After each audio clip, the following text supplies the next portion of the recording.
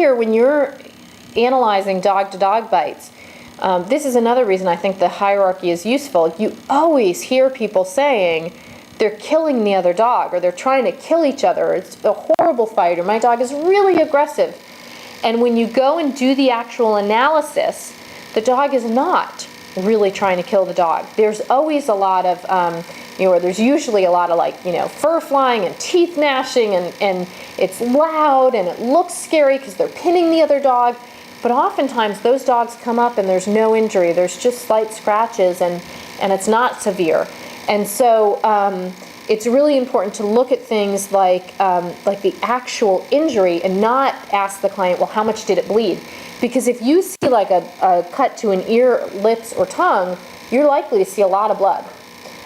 The other thing to note with wounds to the lips and the tongue, they can be self-inflicted in a dog fight. A dog may be fighting and catch its own tongue and bite it, or even if its own lip and bite it. So you have to factor that in, and you really have no way of knowing, but it's something to factor in there and just be aware of.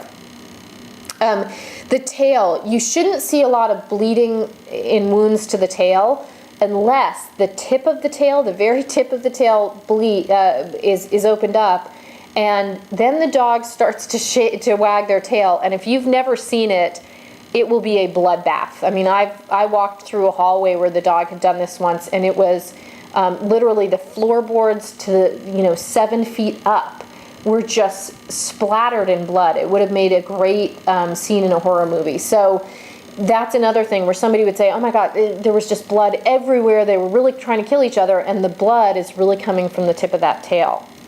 So again, your history taking is really important. Then the last thing that I look at with location of the bite in terms of dogs is, again, this opportunity or movement issue. And the body parts are a little bit similar, but they're a little different in the dog. The body parts that I look at with dogs, again, I do look at the ventral side of the neck,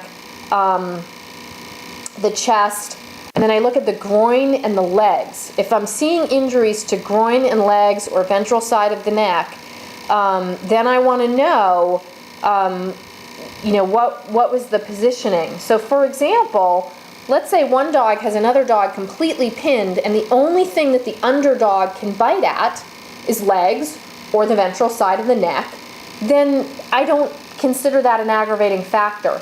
But when you have two dogs fighting, and you see that one going in and grabbing for the back legs or grabbing at the groin, really trying to take that dog down and maim their leg, that's a dog that's trying to do a lot of harm.